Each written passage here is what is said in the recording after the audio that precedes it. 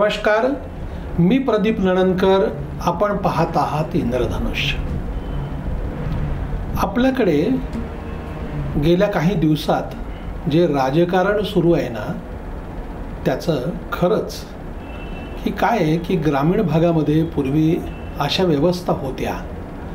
उठसूट कोणी उठायचं आणि ठराविक लोकालाच शिव्या घालायच्या. किंवा अगदी शाळेत बघा, वर्गामध्ये जो पापभिरू असतो, ज्याचं कोणाकडे फार तो काही बोलत नाही, अशाला वर्गातली उडाणटप्पू जी मुलं असतात ना, येऊन त्याच्या डोक्यावर टपडी मारतात, त्याला शिवीगाळ करतात. कारण त्यांना माहिती असतं हा काही अंगावर येणार नाही, हा काय आपला घाबरलेला असतो, आपलं काम भलं आणि आपण भलं असतं, त्यामुळे त्याची छेड काढणं हे सोपं असतं. असं हे जे चालू आहे ते शाळेतलं मी जे उदाहरण सांगितलं, ग्रामीण भागामध्ये जे 2-4 ज्यांची घरं आहेत, जे बिचारे घाबरून राहतात, मग लोक त्यांच्याच मागे भीती दाखवत असतात.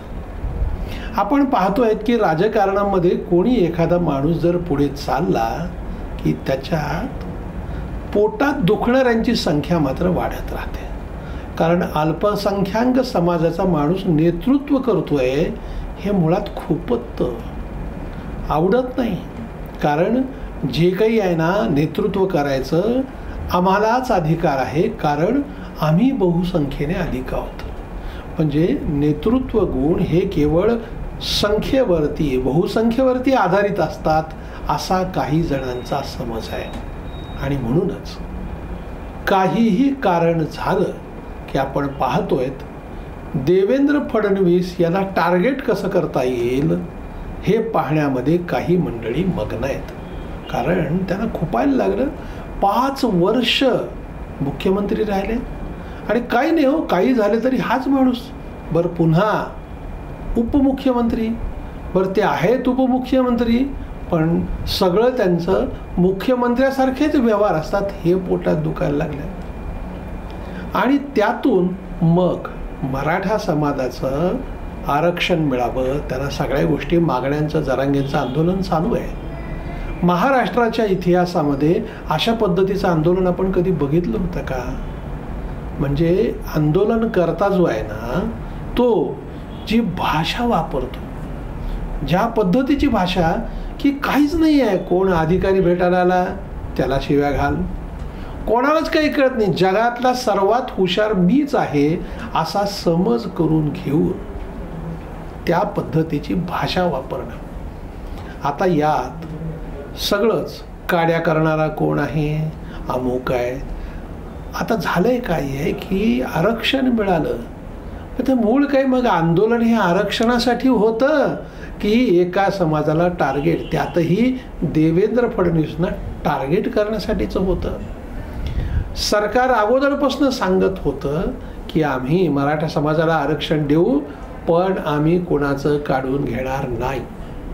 ओबीसी समाजाच्या आरक्षणाला आम्ही धक्का लावणार नाही, हे जाहीरपणे वारंवार सांगूनही पुन्हा आरक्षण मिळाल्यानंतर असंच पाहिजे, तसंच पाहिजे, ही जी भाषा आहे आणि ज्या भाषा वापरत असताना थेट शिवीगाळ, महिलांच्या नावावरनं शिवीगाळ.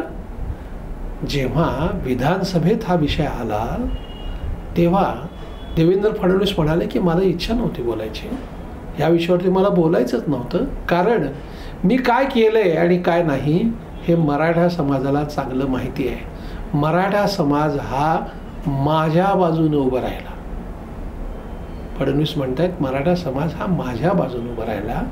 पण काही मंडळी हे जाणीवपूर्वक म्हणजे नाव शिवाजी महाराजांचं घेतात आणि त्यांचं वागणं जे आहे ना, ते छत्रपती शिवरायांचं नाव घेण्याची त्यांना खरंच ती क्षमता आहे का? त्यांनी ते नाव घ्यावं का? तोंड विटून गेलो. म्हणजे छत्रपती शिवरायांचा काय आदर्श होता, ते काय भाषा वापरायचे सगळ्यांना, आणि इकडं हे स्वतःला आधुनिक शिवाजी महाराज समजतात आणि उठसूट कोणालाही शिव्या देण्याचे अधिकार आपल्याला जन्मसिद्ध प्राप्त झालेले आहेत, या पद्धतीनं लोक वागतात. स्वाभाविकपणे अशा लोकांच्याबद्दल नाराजी असते.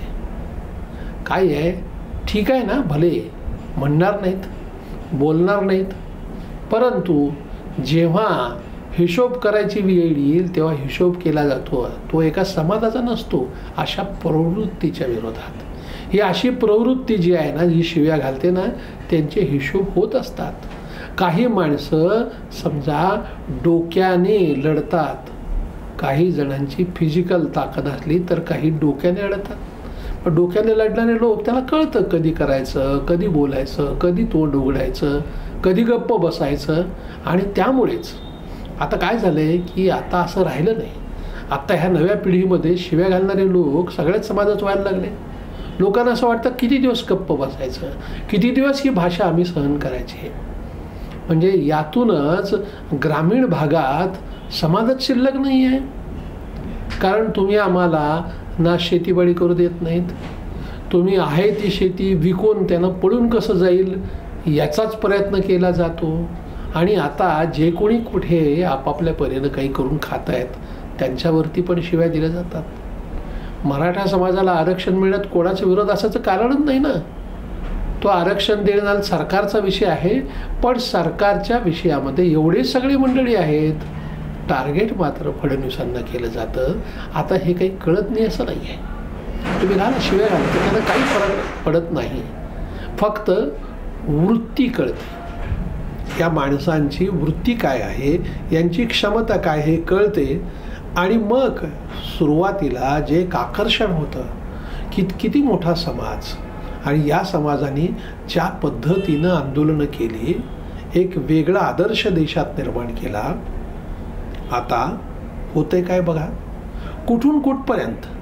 म्हणजे इतके दिवस तुम्ही आंदोलनं करताय, त्या आंदोलनाची भाषा, सुरुवातीला मिळणारा प्रतिसाद, नंतर मिळणारा प्रतिसाद, समाजातीलच काही जण मनोज जरांगे कसं चुकतात हे बोलायला लागलेत.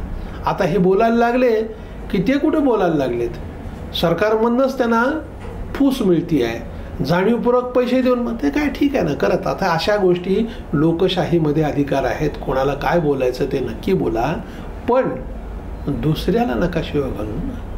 तुम्ही जे आहे ना, जे काही करायचं ते आपापल्या बळावरती करायला पाहिजे. समाजामध्ये जे मिळायचं ना, आपलं वर्षानुवर्ष या समाजाची सत्ता होती, तेव्हा कोणाला काही करता आलं नाही, तेव्हा कोणाला आरक्षण देता आलं नाही. आत्ता हे टिकणारं आरक्षण दिलं चाललं आहे, त्याचं श्रेय मिळेल आणि ते श्रेय सरकारला द्यायचं नाही. आणि खास करून ह्या सगळ्या विषयामध्ये म्हणजे बघा, एकीकडे कौतुक करायचं एकनाथ शिंदेंचं आणि शिव्या घालायच्या देवेंद्र फडणवीसना. आता ह्या गोष्टी कळत नाहीत असं नाही आहे.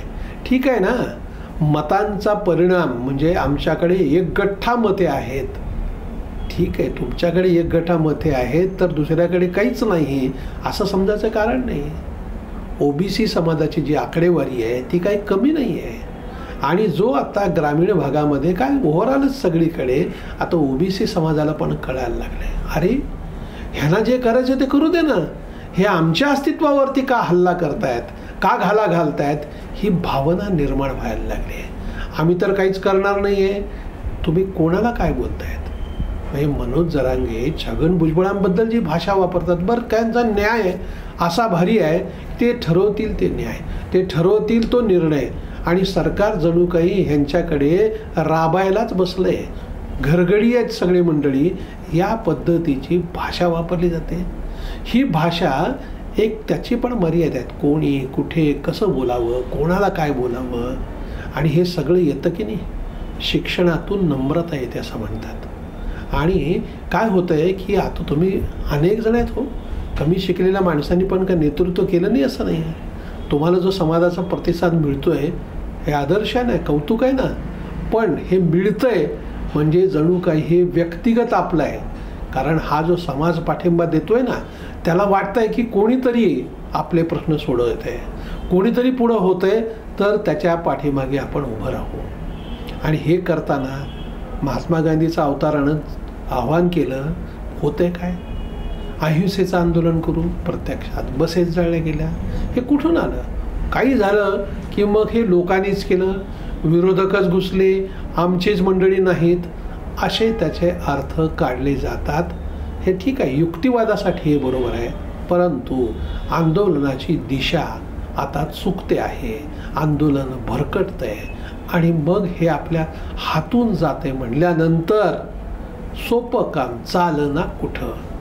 देवेंद्र फडणवीस हे टार्गेट केलं जात आहे, पण आता समाज भोळा नाही, लोकांना भाषा कळत नाही असं नाही, आणि पुन्हा माफी मागायची.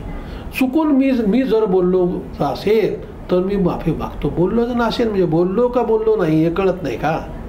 तोंडातून शब्द निघाले हे आपल्याच तोंडातून निघाले की निघाले नाहीत. सरळ म्हणा नाही की माझं चुकून झालं, मी असं बोलायला नको होतं म्हणून माफी मागतो. मी जर असं बोललं असेल तर माफी मागतो. अरे काय पद्धत आहे हे. यातून लोकाला कळतं की तुम्ही बघा माफी मागताना देखील नम्र नाहीत, माफी मागताना देखील तुम्ही प्रामाणिक नाहीत, आणि ह्यातूनच मग तुमच्याबद्दलची जी सहानुभूती होती ती सहानुभूती मात्र नक्कीच कमी होती आहे. धन्यवाद. आपल्याला हा जर व्हिडिओ आवडला असेल तर तो लाईक करा, फॉरवर्ड करा व सबस्क्राईब करा.